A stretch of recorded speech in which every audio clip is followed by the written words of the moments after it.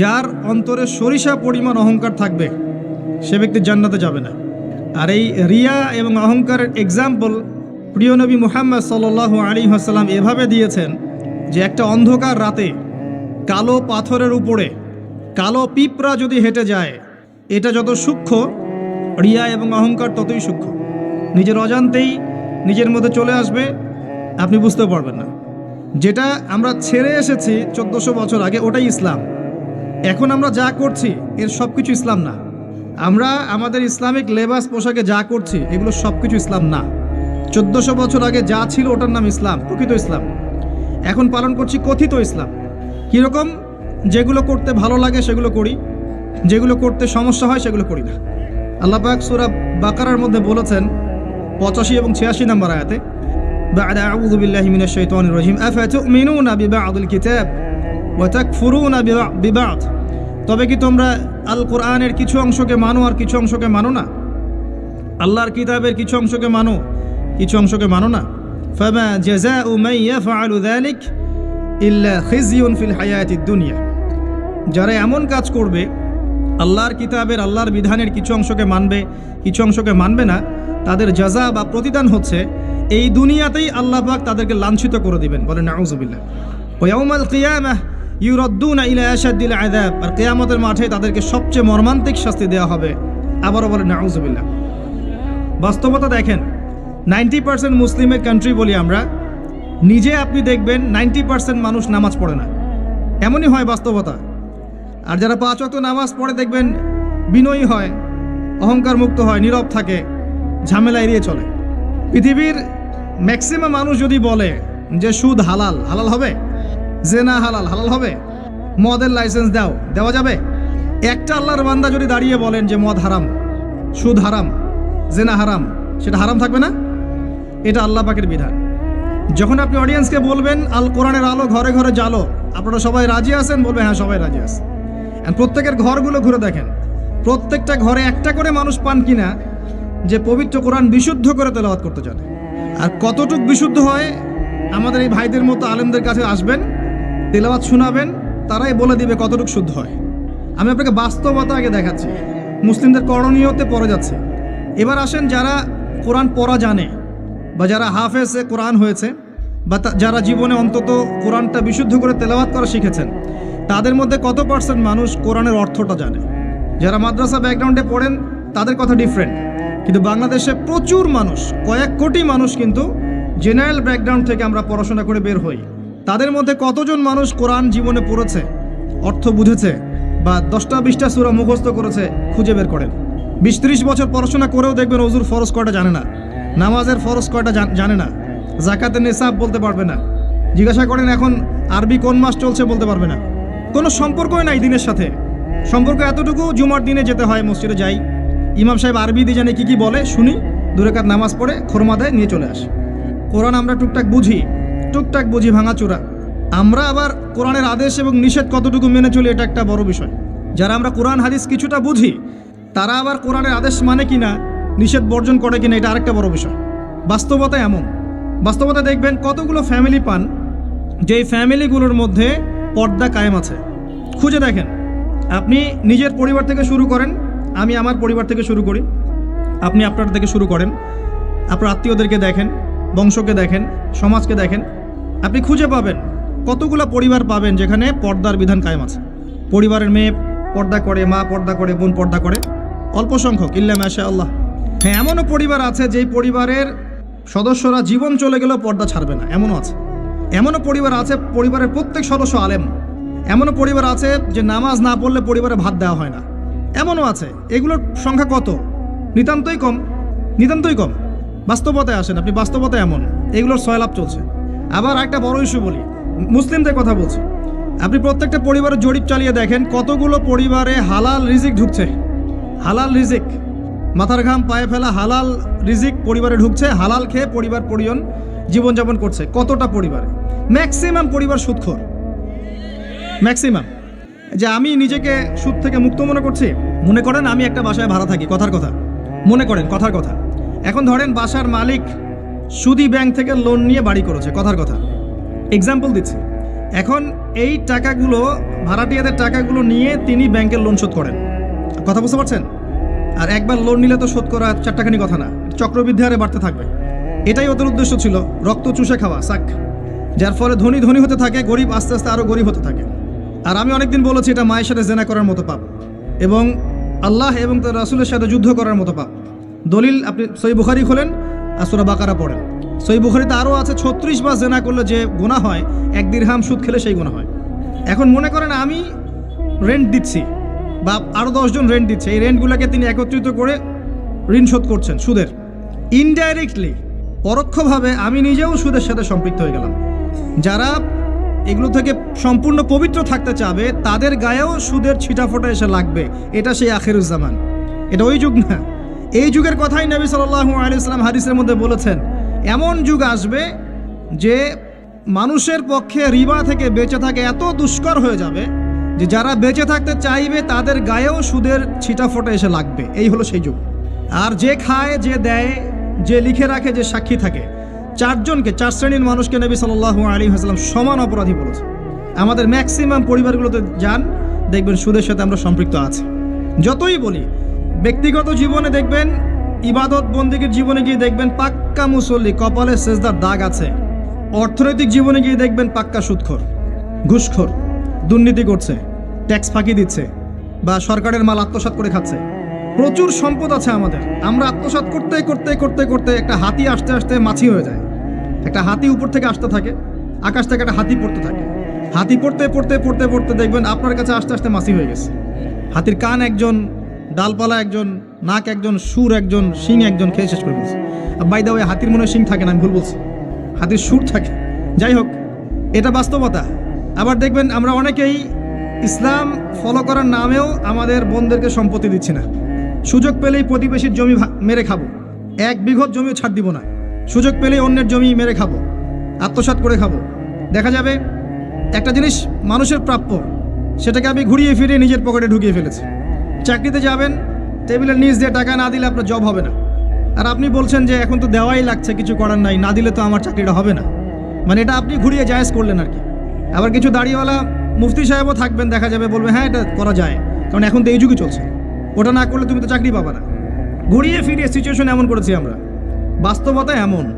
নিচু স্কেলগুলো তো দেখাচ্ছি আপনাকে, নিচু স্কেলগুলো। 5 ওয়াক্ত সলাত এটা এমন একটা বিষয় ছিল উম্মার মধ্যে যে একজন মুসলিম 5 ওয়াক্ত সলাত পড়ে না, এটা চিন্তাই করা যেত না। শতাব্দীর পর শতাব্দী এমন জেনারেশন চলে গেছে যারা 5 ওয়াক্ত নামাজ পড়তো না, মুসলিম পরিবারের সন্তান, এটা কল্পনাও করা যেত না। এখন অ্যাভেলেবেল, ঘরে ঘরে দেখবেন বেনামাজিদের ভর্তি। মুসলিম মেয়েরা পর্দা করবে না, এটা কল্পনাও করা যেত না। এখন ঘরে ঘরে দেখবেন জিন্স আর গেঞ্জি, ছেলেদের পোশাক পরে রাস্তাঘাটে ঘুরছে। ইভেন গ্রামগুলোতেও, গ্রামে অনেক সময় এমন এমন দৃশ্য দেখা গেছে চোখে, দেখে আমরা মনে করতেছি আমরা কি ঢাকা শহরে আছি নাকি এটা নিউ ইয়র্ক। আবার গ্রামের মেয়েরা আবার অত্যাধুনিক, কপি করতে করতে দেখা যায় অনেক সময় শহরের মেয়েদেরকে হার মানিয়ে ফেলে। এটা কল্পনায় ছিল না যে মেয়েরা এমন পোশাক পরে ঘোরে। মুসলিম পরিবারের মানুষ কোরআন তেলাওয়াত করতে পারে না, এমনটা হিস্ট্রিতে কখনো ছিল না, খুব কম, রেয়ার। এখন এসে দেখবেন এটা অ্যাভেলেবেল, ঘরে ঘরে দেখবেন কোরআন পড়তে পারে না। একটা মক্তবের বাচ্চার যে যোগ্যতা, দেখবেন জেনারেল পড়ুয়া BBA করে বের হয়েছে, ওর সেই যোগ্যতা নাই কোরআনের ক্ষেত্রে। একটা মাদ্রাসার ছোট ক্লাসের বাচ্চা, ক্লাস 5-6-এ পড়ে, দেখবেন কোরআন যেভাবে পড়তে পারে, একজন বাইরে থেকে ডিগ্রি নিয়ে আসছে সেটা পড়তে পারে না। এরপরেও সে বলছে আমি শিক্ষিত, এবং সেখান থেকে পাশ করে এসে বলছে যে ইসলাম এই যুগে চলে না, ওই যুগে চলতো, পর্দার বিধানগুলো আসলে ওই যুগে ভালো ছিল, এই যুগে এগুলো চলে না, এটা এগিয়ে যাওয়ার যুগ, এটা কো এডুকেশনের যুগ, এবং এটা হচ্ছে ফ্রি মিক্সিংয়ের যুগ। ফ্রি মিক্সিং বোঝেন তো, নারী পুরুষ একসাথে চলবে, মাহারাম গায়রে মাহারাম একাকার, এটার নাম ফ্রি মিক্সিং। যেমনটা আপনার স্কুলে চলছেন, কলেজে চলছেন, ইভেন জব সেক্টরেও চলছেন, প্রতিটা সেক্টরেই চলছেন, ইভেন পলিটিক্যাল ক্ষেত্রেও চলছেন ফ্রি মিক্সিং। মিছিল করছেন, সামনে মহিলা, পিছনে আপনি, ফ্রি মিক্সিং। কোনো ওয়াজ মাহফিলে দেখলাম যে মহিলা এসে বক্তব্য দিচ্ছে, পাশে আলেম বসে আছেন, চা খাচ্ছেন। আপনি কোথায় আছেন প্রিয় ভাই? বলতে থাকলে অনেক কষ্ট পাই, গলার ভয়েস উঁচু হয়ে যায়, অনেকের খারাপ লাগে। কিন্তু কিছু বিষয় না বললে হক আদায় হয় না, আল্লাহর কাছে জবাবদিহি করতে হবে তখন। এই জন্য কিছু বাস্তবতা আপনাকে বোঝানোর চেষ্টা করছি, এবং এর মধ্যে ইনশাআল্লাহ আমি কিছু সলিউশন আপনাকে দেওয়ার চেষ্টা করব, নিজেকে এবং আপনাকেও। বলাটা অনেক সহজ, করাটা খুব কঠিন। আল্লাহ পাক এটাই বলেছেন সূরা সফের মধ্যে, লিমা তাকুলুনা মা লা তাফআলুন, তোমরা এমন কথা কেন বলো যা তোমরা নিজেরা করো না। কাবুরা মাকতান ইনদাল্লাহি আন তাকুলু মা লা তাফআলুন, আল্লাহর কাছে অত্যন্ত নিকৃষ্ট এই কাজটা যে তোমরা নিজেরা করো না কিন্তু মানুষকে বলবে। আমি মেরাজের সময় একটা হাদিস মনে করাই আপনাদেরকে। তো এখানে নবী সাল্লাল্লাহু আলাইহি ওয়াসাল্লাম কিছু শাস্তি দেখে এসেছিলেন। তার মধ্যে একটা শাস্তি ছিল এমন যে এক শ্রেণীর মানুষের জিহ্বাকে আগুনের কেচি দিয়ে কেটে দেওয়া হচ্ছে। নবী সাল্লাল্লাহু আলাইহি ওয়াসাল্লাম জিজ্ঞাসা করলেন, এরা কারা? তাকে বলা হলো, এরা আপনার উম্মতের সেই সব ব্যক্তি যারা ছিল উম্মতের বক্তা এবং দায়ী এবং আলেম, এই টাইপের মানুষ আর কি, যারা মানুষকে অনেক সুন্দর সুন্দর কথা বলতো, নিজেরা আমল করতো না। আল্লাহ পাক আমাদেরকে হেফাজত করুন। আমি অনেস্টলি বলছি, আমি যা জানি, যতটুকু আল্লাহ পাক আমাকে জ্ঞান দিয়েছেন, এর 30% আমি আপনাদেরকে বলতে পারি না যা আমি জানি, আর আমি খুব কমই জানি। আপনি যত পড়াশোনা করবেন, যত বড় বড় আলেম ওলামার কাছে গিয়ে পড়ে থাকবেন, আপনি তত ফিল করবেন যে আপনি কিছুই জানেন না। আর আপনি যত চটি বই পড়ে মৌলানা হয়ে যাবেন, 2-4টা অনুবাদ পড়ে হাদিসের বলবেন আমি মুফতি হয়ে গেছি, তখন আপনার কাছে মনে হবে আমি অনেক জানি, আমার চেয়ে বড় জ্ঞানের কে আছে, আমি হকের ডিলার, আমি জান্নাতের ডিলার, আসো লিজ লাগলে নিয়ে যাও, ভাবখানা এরকম। তো আমি 30-40%ও বলতে পারি না, আর যতটুকু পারি তার মনে হয় 50-60% আমল করতে পারি না। যদি এখানে কোনো গজব আসে, আল্লাহ পাকের আল্লাহ না করুক, তাহলে সবার আগে উচিত হবে আমার এখান থেকে চলে যাওয়া। হয়তো আমার কারণেই গজবটা এসেছে। আল্লাহ রাব্বুল আলামিন বলেছেন, ইয়া আইয়ুহাল্লাযীনা আমানু, হে মুমিনগণ, আলাইকুম আনফুসাকুম, তোমরা নিজেদের নফসের খবর নাও, নিজেদের নফসকে ঠিক করো, নিজে ভালো হও। যেভাবেই আপনি ব্যাখ্যা করেন অর্থটা এমন, নিজে আগে ভালো হও, নিজের নফসকে ঠিক করো, নিজের নফসের খবর নাও। লা ইয়াদুররুকুম মান দাল্লা ইন ইহতাদাইতুম, তোমরা যদি হেদায়েতের উপর থাকো তাহলে অন্যরা যদি পথভ্রষ্ট হয়ে যায় তোমার কোনো ক্ষতি হবে না তোমাদের ইনশাআল্লাহ। ইলাল্লাহি মারজিউকুম জামিআন, তোমরা সবাই আল্লাহর কাছে ফিরে যাবে একদিন। ফায়ুনাব্বিউকুম, অতঃপর তিনি তোমাদেরকে জানিয়ে দিবেন, বিমা কুনতুম তা'মালুন, যে আমল তোমরা করতে।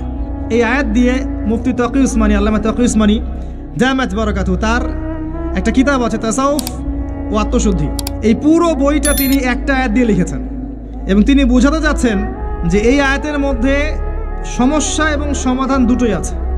উম্মার সমস্যা এবং সমাধান দুটোই আছে। সমস্যা কি? আল্লাহ পাক যে বলেছেন আলাইকুম আনফুসাকুম, তোমরা নিজেদেরকে ঠিক করো, আগে নিজেদের নফসকে ঠিক করো। আমরা উল্টা কাজ করি, নিজেকে ঠিক না করে মানুষকে ঠিক করতে চাই। আমার কথা কি বুঝতে পারছেন? আমরা প্রত্যেকেই নিজেকে ঠিক না করতে গিয়ে আগে মানুষকে ঠিক করতে চাই। এটা সবচেয়ে বড় সমস্যা। এতে করে যা হয় যে আমার সমাজ সংস্কারমূলক কাজে আসলে কোনো প্রতিফলন ঘটে না, কারণ আমি তো নিজেকেই ঠিক করতে পারি না। এবং সলিউশনটাও এখানে হচ্ছে এই যে আগে নিজের জান বাঁচাতে হবে। কু আনফুসাকুম, নিজে আগে জাহান্নামের আগুন থেকে বাঁচো, ওয়া আহলিকুম নারা, তারপর পরিবারবর্গকে বাঁচাও। ইয়া আইয়ুহাল্লাযীনা আমানু, হে মুমিনগণ, ইত্তাকুল্লাহ হাক্কা তুকাতিহ, আল্লাহকে ভয় করো, ভয় করার মতো ভয় করো। ওয়ালা তামুতুন্না ইল্লা ওয়া আনতুম মুসলিমুন, পরিপূর্ণ মুসলিম না হয়ে তোমরা মৃত্যুবরণ করো না। নিজেকে আগে মুসলিম হতে হবে, নিজেকে আগে মুমিন হতে হবে, নিজেকে আগে নিজের নফসকে ঠিক করতে হবে, তারপর অন্যকে কথা। এরপর পরিবার। নিজেকে ঠিক করার জন্য কি কি দরকার? আসেন বাস্তবতায় আসেন। নিজেকে ঠিক করার জন্য প্রথমে দরকার জ্ঞান অর্জন। কি দরকার ভাই? জ্ঞান অর্জনের জন্য কিছু সাবজেক্ট আছে। আপনাকে আগে আল কোরআন পড়তে হবে, 1 নাম্বার। 2 নাম্বার আপনাকে হাদিস পড়তে হবে। 3 নাম্বার আপনাকে ফিকহ পড়তে হবে। 4 নাম্বার আপনাকে ইসলামের হিস্ট্রি পড়তে হবে, ইতিহাস। 5 নাম্বার ইসলামের অর্থনীতি পড়তে হবে। 6 নাম্বার ইসলামিক ফিলোসফি পড়বেন। 7 নাম্বার রাসূল সাল্লাল্লাহু আলাইহি ওয়াসাল্লামের জীবনী পড়বেন, সাহাবায়ে কেরামদের জীবনী পড়বেন। 8 নাম্বার আরবি ভাষা এবং সাহিত্য শিখবেন। এরকম কিছু সাবজেক্ট। জিওপলিটিক্স পড়বেন। এর পাশাপাশি জেনারেল লাইনে যা যা পড়ছেন এগুলো পড়েন, কোনো সমস্যা নেই। কিছু সাবজেক্ট আছে, জ্ঞান অর্জন করেন। আর এই জ্ঞান আল্লাহর পক্ষ থেকে আসবে। বই পড়লেই যে সবাই জ্ঞানী হয়ে যাবে এমনটা নয়, এটা ভুল ধারণা যে বই পড়লেই একটা বই শেষ করলাম আরেকটা ধরলাম, আরেকটা শেষ করলাম আরেকটা ধরলাম, এতে আমি জ্ঞানী হয়ে যাব, এটা একটা ভুল কনসেপ্ট। সবসময় মনে রাখবেন ভাই, জ্ঞান আল্লাহর পক্ষ থেকে আসে। জ্ঞান আপনি হাজারো চেষ্টা করলেও ওই বিষয়ের বুঝ আপনার ভিতরে নাও আসতে পারে। আল্লাহ বলেছেন ওয়াকুলিল হাক্কু মির রাব্বিকুম, হক সেটাই যেটা তোমার রবের পক্ষ থেকে নাজিল হয়। জ্ঞান সেটাই যা তোমার রবের পক্ষ থেকে নাজিল হয়। ফামান শাআ ফালইউমিন, যার ইচ্ছা হয় সে ঈমান নিয়ে আসুক। ওয়ামান শাআ ফালইয়াকফুর, যার ইচ্ছা হয় সে অস্বীকার করুক। ইন্না আ'তাদনা লিয-যালিমিনা নারান, আমি জালেমদের জন্য আগুন প্রস্তুত করে রেখেছি। জ্ঞান আল্লাহর পক্ষ থেকে আসে, তবে একটা সিস্টেম আছে। এই সাবজেক্টগুলো পড়তে হবে, পড়ে ওলামায়ে কেরামের কাছে গিয়ে বুঝতে হবে। একা একা বোঝা যাবে না। একা একা বুঝতে গেলে আপনি বিভ্রান্ত হয়ে যেতে পারেন। এখানেই সোহবতের প্রশ্নটা আসবে যে আপনাকে হকপন্থী আলেম ওলামার সাথে থাকতে হবে। আপনি থাকলে তাদেরকে দেখেও দিনটা শিখবেন। একজন ব্যক্তি যার মধ্যে সুন্নত আছে তাকে দেখে আপনি সুন্নত শিখতে পারেন। দেখবেন আমরা যারা স্কুল কলেজ বিশ্ববিদ্যালয়ে পড়াশোনা করেছি, আমাদের অনেক টিচার ছিল, ফেভারিট টিচার, পছন্দের টিচার। আমরা ওদেরকে কপি করতাম। তাদের চিন্তা, তাদের চেতনা, তাদের চলাফেরা, ওঠা বসা, পোশাক আশাক আপনার মধ্যে ঢুকে গেছে, ঢুকে নাই? তারা দীর্ঘদিন আপনাদেরকে পড়িয়েছেন, দর্শন শিখিয়েছেন, ফিলোসফি শিখিয়েছেন, ভালো মন্দ ডিল করতে শিখিয়েছেন। পরে তাদের বুঝে আপনি জগৎকে বুঝেছেন। ওস্তাদ এমন একটা জিনিস, একইভাবে যদি আপনি হকপন্থী ওলামায়ে কেরামের কাছে থাকেন, তাদেরকে দেখেন, তাদের সোহবতে যান, পড়াশোনা করেন, আপনি তাদের কাছ থেকেও দেখে অনেক কিছু শিখতে পারবেন। আর এভাবেই সাহাবায়ে কেরাম রাদিয়াল্লাহু আনহুম আজমাইন নবী সাল্লাল্লাহু আলাইহি ওয়াসাল্লামকে দেখে দিন শিখেছিলেন। তারা কিন্তু বাসায় গিয়ে বই পড়ে দিন শেখেন নাই। তারা কিন্তু বাসায় গিয়ে বই পড়ে দিন শেখেন নাই। এখন আমরা কতজন আলেম ওলামার কাছে যেতে চাই? যেতেই চাই না। বইপত্র অ্যাভেলেবেল, বাসায় পড়বো, জ্ঞানী হয়ে যাব, তাই না? আবার মাশাআল্লাহ দেখা যায় অল্প কিছুদিন পড়াশোনা করে এটা সহি, এটা জয়ীফ, এটা জাল, এটা মাউজু, এটা অমুক, এটা তমুক, এগুলো ফতোয়া শুরু করে দেয়। অথচ সহি জয়ীফের খবরই জানে না সে, কোনটা সহি হয় কোনটা জয়ীফ হয়। বাস্তবতা কঠিন। প্র্যাকটিক্যালি আপনাকে জ্ঞান অর্জন করতে হবে আগে। 2 নাম্বার হচ্ছে জ্ঞান অনুযায়ী আমল। আপনি আপনার জীবনের প্রতিটা কাজ রাসূলুল্লাহ সাল্লাল্লাহু আলাইহি ওয়াসাল্লামের সুন্নাহ মতো করার চেষ্টা করেন। পারবেন? পারা যাবে ইনশাআল্লাহ। প্রতিটা কাজ, রাত হয়েছে ঘুমাতে যাবেন, ঘুমান নবীর সুন্নাহ মতো, ওঠেন তার সুন্নাহ মতো, বাথরুমে যান তার সুন্নাহ মতো, বের হন তার সুন্নাহ মতো, খান তার সুন্নাহ মতো, পরিবারের সাথে সময় কাটান তার সুন্নাহ মতো, নামাজ পড়েন তার আদর্শে, যাকাত দেন, সওম রাখেন, মুআমালাত করেন, আপনি আমর বিল মারুফ নাহি আনিল মুনকারের কাজ করেন, দ্বীনের প্রতিষ্ঠার কাজ করেন, তার মতো করে আল্লাহর পথে দাওয়াত দেন। প্রতিটা কাজে তার সুন্নাহ ফলো করলে আপনার পুরো জীবনটাই ইবাদত হয়ে যাবে ইনশাআল্লাহ তাআলা। আর এটার জন্যই আল্লাহ পাক আমাদেরকে সৃষ্টি করেছেন। মনে আছে ওই আয়াতটা, সূরা যারিয়াত 59 নম্বর আয়াত, ওয়ামা খালাকতুল জিন্না ওয়াল ইনসা ইল্লা লিয়াবুদুন। আমি জিন আর মানুষকে শুধুমাত্র আমার ইবাদত করার জন্যই সৃষ্টি করেছি। কি করলে প্রত্যেকটা কাজ ইবাদত হবে? রাসূলুল্লাহ সাল্লাল্লাহু আলাইহি ওয়াসাল্লামের সুন্নাহ মতো চললে পরে হবে ইনশাআল্লাহ। বেসিকগুলো ঠিক করেন, এবং এগুলো প্রাইমারি লেভেলের কাজ। এগুলো না করে বড় স্বপ্ন দেখা ঠিক না। আর আমরা স্বপ্ন দেখব না এমন নয়, বড় স্বপ্ন দেখবেন, বড় স্বপ্নের চেষ্টা করবেন, সব ঠিক আছে, কিন্তু ভিত্তিহীনভাবে নয়। একটা বাড়ি গঠন করব 10 তলা 20 তলা, ঠিক আছে, ফাউন্ডেশন ঠিক না করে নয়, আগে ভিত্তি দিতে হয়, এবং ভিত্তিতেই বেশি টাকা খরচ করতে হয়। এগুলো ইসলামের ভিত্তি। আমল করেন জানা অনুযায়ী, আল্লাহ পাক তৌফিক দান করুন। হিসাব করে দেখেন আপনার 10 বছরের নামাজ কাজা আছে, 15 বছর 20 বছরের নামাজ কাজা আছে। কি করব এগুলো নামাজের? আল্লাহর কাছে মাফ চাবো, ইনশাআল্লাহ আল্লাহ মাফ করে দিবেন। এটা একটা অপশন। যদি না করেন, এই নামাজগুলোর কাফফারা কে দিবে? এই নামাজগুলো কি টাকা পয়সা হিসেব করে হুজুরকে খাওয়ালে হবে? এখন নতুন একটা সুন্নত বের হয়েছে, মানুষ মারা গেলে হুজুরকে ডেকে বলে আমার আব্বা 10 বছর নামাজ পড়ে নাই, হুজুর কত টাকা দিলে নামাজগুলো কাজা হবে? হুজুরও বলে হ্যাঁ, প্রত্যেক নামাজের জন্য যদি 500 করে দেন, আমি ওয়াক্ত হিসাব করে পড়ে দিব। তো এদিকে 2 দিক থেকে তার লাভ। সে অর্থ পেল, নামাজ পড়লো, তার নিজের নেকি হলো, তার বাবার কিছুই হলো না। ঠান্ডা মাথায় রাত্রেবেলা ঘুমানোর আগে চিন্তা করেন। ওয়াল্লাহি আমি চিন্তা করছি এটা। চিন্তা করেন আপনার জীবনে যখন থেকে আপনার ভালো মন্দ বোঝার ক্ষমতা হয়েছে, ঠান্ডা মাথায় রিকল করার চেষ্টা করেন আপনার মেমোরিকে, যে আপনি কি কি বড় বড় পাপ করেছেন। একটা খাতা নেন সামনে, নিয়ে লিখেন যে আমি 10টা বান্ধবীর সাথে প্রেম করেছি, বড় পাপ তো যে না। আমি মদ খেয়েছি বন্ধুদের সাথে, আমি গুন্ডাগিরি করেছি, একজনের হাতের রক কেটে দিয়েছি, পায়ে রক কেটে দিয়েছি, আছে না এগুলো আমল নামে মানুষের? আমি রিলিফের মাল মেরে খেয়েছি, আমি বোনের সম্পত্তি অধিকার দেইনি, পিতা মাতাকে আমি বৃদ্ধাশ্রমে পাঠিয়েছি, আমি এটা করেছি ওটা করেছি। হিসাব করা যাবে না? এগুলো তো করেছি আর করি নাই। আমি নামাজ পড়ি নাই এতদিন, এত ওয়াক্ত, আমি যাকাত দেই নাই, আমি রোজা রাখি নাই, পারা যাবে না? আমরা না করলে কি হবে? লেখা আছে না, দেখানো হবে না? সে ব্যক্তি বুদ্ধিমান যে নিজের হিসাব নিজে নিয়ে নিল দুনিয়ায়। এই জায়গায় আসেন, নিজের হিসাব নিজে নিয়ে নেন দুনিয়ায়। এবার আপনি দেখবেন যে আপনার আমার পাপগুলো 2 ভাগে বিভক্ত।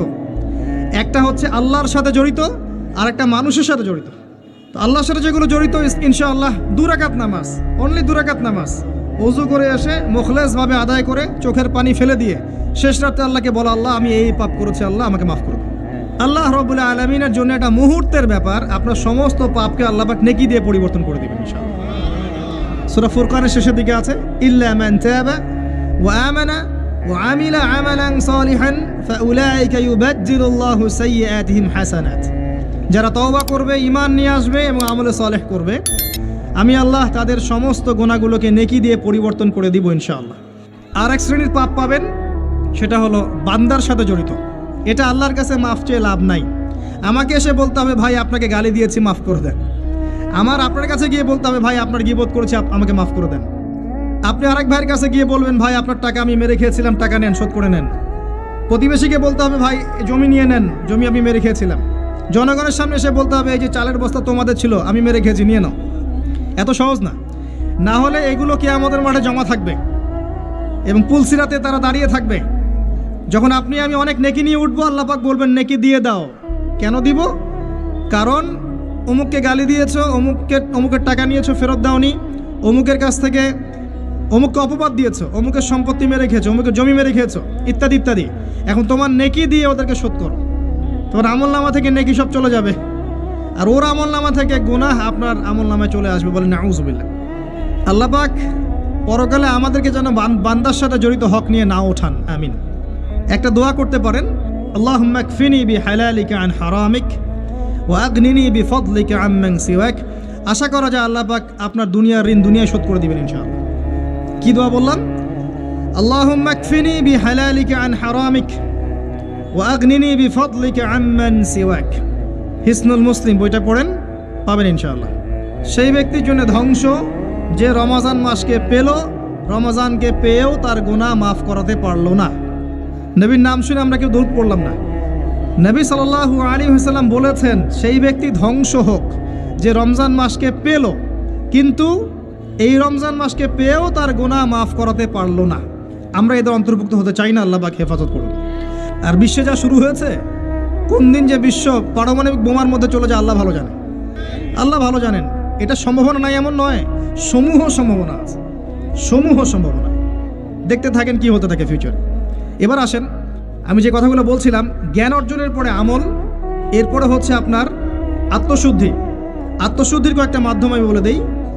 বেশি বেশি কোরআন তেলাওয়াত, বেশি বেশি আল্লাহর জিকির, বেশি বেশি মৌতের স্মরণ, বেশি বেশি পরকালের ফিকির। পারা যাবে ইনশাআল্লাহ। এবং কম কম কথা বলা, কম কম খাওয়া, কম কম ঘুমানো, কম কম মানুষের সাথে মেশা। পারা যাবে? এগুলো আত্মশুদ্ধির জন্য দরকার আছে। এবং আত্মশুদ্ধিওয়ালা মানুষদের সোহবতে গিয়ে থাকা পারা যায়। আল্লাহ পাক তৌফিক দান করুন। এরপরে আসবেন বেসিক কাজে। আপনার ইকোনমি হালাল কিনা দেখেন। হারাম রিজিককে ঘরে ঢুকতে দিয়েন না, সুদকে ঢুকতে দিয়েন না। আল্লাহর ওয়াস্তে হাত জোর করে অনুরোধ করছি, সুদকে ঢুকতে দিয়েন না, ছেড়ে দেন। আল্লাহ আপনার রিজিকের দায়িত্ব নেবেন। ওয়ারযুকুহু মিন হাইসু লা ইয়াহতাসিব। এমন উৎস থেকে আল্লাহ আপনাকে রিজিক দিবেন আপনি কল্পনা করতে পারবেন না। আপনি মনে করেন না রিজিকের মালিক আপনি নিজেই, সুদ না খেলে আপনি রিজিক পাবেন না, এমনটা ভাবেন না। এটা ভাবার নাম হলো শিরক। এটা শোনেন, যখন আপনি মনে করছেন যে এটা ছাড়তে আমি পারবো না, যদি আমি ছেড়ে দেই আমার পরিবার চলবে না, আমি চলতে পারবো না, মানে আপনি মনে করছেন রিজিকের মালিক আপনি নিজেই। এটা শিরক। আল্লাহর উপর তাওয়াক্কুল করে ছেড়ে দিতে পারলে দেখবেন আল্লাহ আপনাকে বেহিসাব রিজিক দেবেন ইনশাআল্লাহ। এটা আপনি কল্পনা করতে পারবেন না। মিন হাইসু লা ইয়াহতাসিব। আপনার কল্পনার বাহির থেকে আল্লাহ রিজিক দিবেন ইনশাআল্লাহ। আপনি কল্পনা করতে পারলে আয়াতটা ঠিক হবে না। আপনার কল্পনার বাহির থেকে রিজিক আসবে ইনশাআল্লাহ। এবং এটা হচ্ছে দিন দিন বহু মানুষ সুদ ছেড়ে দিচ্ছে আলহামদুলিল্লাহ, এবং হালাল ব্যবসা করছে, হালাল কিছু করার চেষ্টা করছে। আল্লাহ পাক ওদেরকে না খাইয়ে রাখেন নাই, বরং সুদখোরদের চেয়ে ভালো রেখেছেন আলহামদুলিল্লাহ। চেষ্টা করেন এরপরে বেসিক পরিবারের আদর্শ ঠিক করার জন্য। পরিবারে কালিমা থাকবে, কি থাকবে? লা ইলাহা ইল্লাল্লাহ, তাওহীদ থাকবে। পরিবারে সুন্নত থাকবে, পরিবারে তালিম থাকবে, পরিবারের মধ্যে পর্দা থাকবে। এবং এগুলো বাস্তবায়নের চেষ্টা আমরা করব। যদি এরপরে পরিবারবর্গ না শোনে, আপনি আসহাবুল কাহাফ হয়ে যান। যদি বলতে বলতে বুঝাতে বুঝাতে দাওয়াত দিতে দিতে আপনি ক্লান্ত হয়ে যান, কিছুতেই মানুষ আপনার পরিবারবর্গ কথা না শোনে, সেপারেট পরিবার গঠন করেন, আলাদা পরিবার গঠন, একা থাকেন, সুসম্পর্ক বজায় রাখেন, যার যার হক তাকে তাকে দিয়ে দেন, কিন্তু আপনি আলাদা পরিবার গঠন করেন, নিজে একা থাকেন। আমরা অনেকে মনে করি যে আলাদা হয়ে যাওয়াটা খারাপ। আত্মীয়তার সম্পর্ক বজায় রেখে আলাদা ইসলামিক পরিবার গড়া সুন্নত। কথা কি বোঝাতে পারছি না? আত্মীয়তার সম্পর্ক বজায় থাকবে, যার যার হক তাকে তাকে আপনি দিবেন, দিয়ে আপনি স্বতন্ত্র আদর্শ ইসলামিক পরিবার গড়বেন, এটা সুন্নত। কারণ একটা বড় পরিবার যেখানে আপনি দিন পালন করতে পারছেন না, পর্দা নাই, হালাল রিজিক নাই, আপনার আত্মনির্ভরশীলতা নাই, আপনার মতামতের কোনো মূল্য নাই, ইসলাম আপনি পালন করতে চান, বাধা দেওয়া হয়, আপনি আলাদা হয়ে যান, আলাদা স্বতন্ত্র পরিবার গঠন করেন দিনের জন্য, এবং আদর্শ স্ত্রীকে বিয়ে করেন, আদর্শ সন্তান মানুষ করেন, দেখবেন আগামীতে ইনশাল্লাহ পরিবারটা ভালো ফলাফল বয়ে আনবে ইনশাল্লাহ। কিছু করার নাই, ইসলামের জন্য আমাকে স্বার্থপর হতে হবে। ইসলামের জন্য স্বার্থপরতার সুযোগ আছে। যখন দাওয়াত দিতে দিতে বোঝাতে বোঝাতে মানুষ একবারে ক্লান্ত হয়ে যায়, তখন নূহ আলাইহিস সালাম পর্যন্ত বলেছেন, রব্বি আন্নী মাগলুবুন ফান্তাসির, আল্লাহ আমি পরাজিত হয়ে গেছি, আমাকে সাহায্য করো। আল্লাহ পাক প্লাবন নামিয়ে দিয়ে সবাইকে ধ্বংস করে দিয়েছে। লূত আলাইহিস সালাম শেষমেশ তার স্ত্রীকে ছেড়ে চলে গেলেন। নূহ আলাইহিস সালাম তার সন্তানকে রেখে চলে গেলেন। মুহাম্মদ সাল্লাল্লাহু আলাইহি ওয়াসাল্লাম তার চাচাদেরকে রেখেই চলে গেলেন মদিনায়, হিজরত করলেন। চাচার ইসলাম কবুল করলো না। আবু লাহাব করেছে? করে নাই। ইভেন আবু তালেব, যিনি দীর্ঘদিন নবী সাল্লাল্লাহু আলাইহি ওয়াসাল্লামকে সাপোর্ট দিয়েছেন, সর্বশেষে গিয়ে কালিমা পড়তে বলেছেন নবী সাল্লাল্লাহু আলাইহি ওয়াসাল্লাম, তিনি কালিমা পড়েন নাই, বলেছেন আমি আব্দুল মুত্তালিবের ধর্মের উপরেই থাকলাম। কি হলো তাহলে? ইচ্ছা করে কাউকে হেদায়েত দেয়া যায়? আল্লাহর পক্ষ থেকে হেদায়েত আসে। আসহাবুল কাহফ সমাজে টিকতে পারলেন না, গুহায় চলে গেলেন। আল্লাহ পাক 309 বছর ঘুম পাড়িয়ে রাখলেন, আবার জীবিত করলেন। তারা কি জান্নাতি নন? ইব্রাহিম আলাইহিস সালাম বাবাকে এত নসিহত করলেন, বাবা বলল বের হ বাসা থেকে, না হলে মাথা ফাটিয়ে দেবো রজম করে একবার। উনি চলে গেলেন, সাথে একজন তার স্ত্রী সারা আলাইহিস সালাম, তাকে নিয়ে চলে গেলেন প্যালেস্টাইন। এই বেসিক কাজগুলো করেন প্রিয় ভাইরা। আর আল্লাহ পাক আমাদেরকে কিছু প্রতিভা দিয়েছেন, কাউকে জান, কাউকে মাল, কাউকে লিখার ক্ষমতা, কাউকে বলার ক্ষমতা। আল্লাহ পাক যাকে যে প্রতিভা দিয়েছেন, এই প্রতিভাটাকে আপনি দিনের কল্যাণে ব্যয় করেন। যদি একটা মসজিদ করতে পারেন করেন, একটা মাদ্রাসা করতে পারেন করেন, একটা শিক্ষা প্রজেক্ট করতে পারেন করেন, একটা ইসলামিক এনজিও করতে চান করেন, এতিমদের দায়িত্ব নেন, কোনো প্রজেক্ট করেন, মানবতার সেবামূলক কোনো কাজ করেন, পলিটিক্সে থেকে ভালো কিছু করতে চান করেন, পলিটিক্সে থেকে যদি ভালো কিছু করতে পারেন সেটাও করেন। মানে আপনি যেখানে আছেন সেখান থেকে দিনের জন্য কিছু করেন।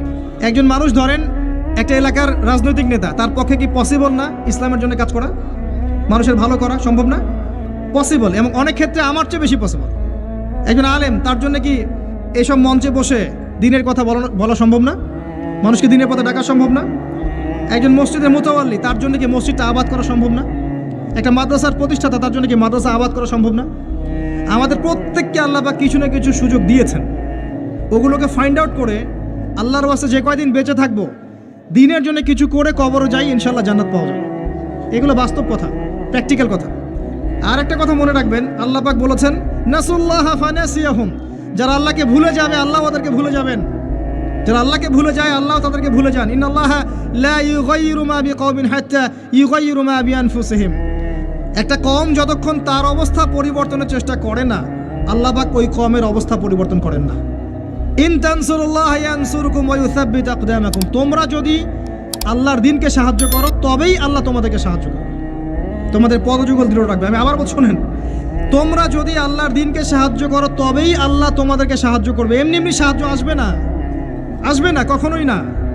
এভাবে ঘাপটি মেরে বসে থাকলে আর সবাই খারাপ হয়ে গেছে, আমি ভালো, নিজে বাঁচলে বাপের নাম, অথবা সমাজটা পচে গেছে এখন আর কিছু করা যাবে না, এইসব চিন্তা করে যারা কম্বল দিয়ে মুড়ি দিয়ে শুয়ে থাকবে তারাও ধ্বংস হয়ে যাবে এক সময়। ধ্বংস হওয়ার সময় ওরাও বাদ থাকবে না, ওরাও ধ্বংস হয়ে যাবে। তো আল্লাহর দ্বীনকে সাহায্য করেন, যার যতটুকু ক্ষমতা আছে, প্রতিভা আছে, আল্লাহ পাক সামর্থ্য দিয়েছেন। আল্লাহ পাক একটা সুসংবাদ দিয়েছেন, ইয়া আইয়ুহাল্লাযীনা আমানু, হে মুমিনগণ, ওয়ালা তাহিনু ওয়ালা তাহজানু, তোমরা হীনবল হয়ো না, দুশ্চিন্তাগ্রস্ত হয়ো না, ওয়া আনতুম লা আলাউনা, তোমরাই বিজয়ী হবে ইনশাআল্লাহ। ইন কুনতুম মুমিনিন, যদি প্রকৃত অর্থে তোমরা মুমিন হয়ে থাকো, যদি তোমরা প্রকৃত অর্থে মুমিন হয়ে থাকো তোমরাই বিজয়ী হবে ইনশাআল্লাহ। হীনবল হয়ো না, দুশ্চিন্তাগ্রস্ত হয়ো না।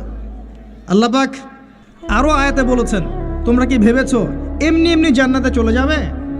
যতক্ষণ না আল্লাহ পাক তোমাদেরকে পরীক্ষা করছেন, যতক্ষণ না আল্লাহ পাক দেখে নিচ্ছেন কে তোমাদের মধ্যে সবর করনেওয়ালা আর প্রচেষ্টা চালানেওয়ালা, তোমরা কি ভেবেছো এমনি এমনি জান্নাতে চলে যাবে? সেইগুলো হচ্ছে বাস্তব কথা। এবার আসেন, এখন আমরা যে পরিস্থিতির মধ্যে আছি এখান থেকে পুরোপুরি উত্তরণ সম্ভব না। যা দেখছেন ফিতনা ফাসাদ, যা দেখছেন ব্যক্তিগত জীবনে, পারিবারিক জীবনে, সোশ্যালি, ইকোনমিক্যালি, জিওপলিটিক্যালি, এই ফিতনা ফাসাদগুলো থেকে পুরোপুরি রিকভার করা এখন সম্ভব না। এবং এটা আইয়ামে জাহিলিয়াতের সেই জাহিলিয়াতগুলোকে হার মানাচ্ছে দিন দিন।